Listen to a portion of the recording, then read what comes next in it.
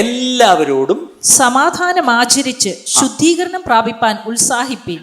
ചിലരോട് മാത്രമല്ല, കഴിയുന്നവരോട് മാത്രമല്ല, എല്ലാവരോടും സമാധാനം ആചരിക്കണം. ഇതിപ്പം വായിച്ചപ്പോൾ നിങ്ങളുടെ മനസ്സിലേക്ക് വന്നൊരു ചോദ്യമുണ്ട്. എന്താ?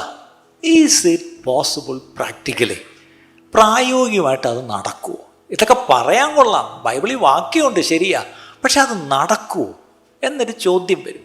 എൻ്റെ മനസ്സിലും ചിലപ്പം വരുന്നുണ്ട്, അത് നടക്കുമോ? പക്ഷേ നടക്കാത്തൊരു കാര്യവും ബൈബിളിൽ പറഞ്ഞിട്ടില്ല എന്നാണ് ഞാൻ വിശ്വസിക്കുന്നത്, അല്ലേ? ലോകത്തുള്ള ഏത് പുസ്തകങ്ങളെക്കാട്ടിലും this book, the Bible, is a very practical book എന്ന് ഞാൻ വിശ്വസിക്കുന്നു, അല്ലേ? നമ്മളെ കൊണ്ട് പാലിക്കാൻ പറ്റാത്ത ഒരു കാര്യവും ദൈവം ഇതിൽ കൂടെ നമ്മളോട് ആവശ്യപ്പെടുന്നില്ല. അങ്ങനെയെങ്കിൽ എല്ലാവരോടും സമാധാനം ആചരിക്കണം എന്ന് പറഞ്ഞാൽ ആചരിക്കണമെന്ന് തന്നെയാണ്. കഴിയുമെങ്കിൽ എന്നവിടെ പറഞ്ഞിട്ടില്ല, അല്ലേ? മാൻഡേറ്ററി ആണ്, വി ഹാവ് ടു. അപ്പം സമാധാനം ആചരിച്ച് ശുദ്ധീകരണം പ്രാപിപ്പാൻ ഉത്സാഹിപ്പിൻ. ഇംഗ്ലീഷിൽ മേക്ക് എവറി എഫേർട്ട് എന്ന് ഒന്നിലധികം പ്രാവശ്യം പറഞ്ഞിട്ടുണ്ട് അപ്പോസ്തലന്മാർ. ഇത് എബ്രായ ലേഖനമാണ്. പൗലോസും വേറെ പറഞ്ഞിട്ടുണ്ട്, മേക്ക് എവറി എഫേർട്ട്. ഉത്സാഹിക്കണം. എന്തിനാ ഉത്സാഹിക്കേണ്ടത്? സമാധാനം ആചരിച്ച് ശുദ്ധീകരണം പ്രാപിപ്പാൻ. സമാധാനം ആചരിച്ചാൽ എൻഡ് റിസൾട്ടാണ് ശുദ്ധീകരണം.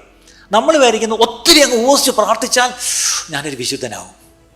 വേറെ ചിലർ പറയും, ചിലർ എന്നോട് വന്നിട്ട് പറയും, എനിക്ക് ഈ കമ്മൽ ഇഷ്ടപ്പെട്ടിട്ടല്ല, എൻ്റെ ഭർത്താവ് സമ്മതിക്കത്തില്ല, അതുകൊണ്ടാണ്. അതിൻ്റെ അർത്ഥം ഇതങ്ങ് ഊരിയിരുന്നെങ്കിൽ ഞാനങ്ങ് വിശുദ്ധിയുടെ ഏതോ ഒരു അളവിലോട്ട് കയറുവാണെന്നാണ് പേര്. അല്ല, സമാധാനം ആചരിക്കാൻ പറ്റുമോ? ശുദ്ധീകരണം ഉണ്ടാവും.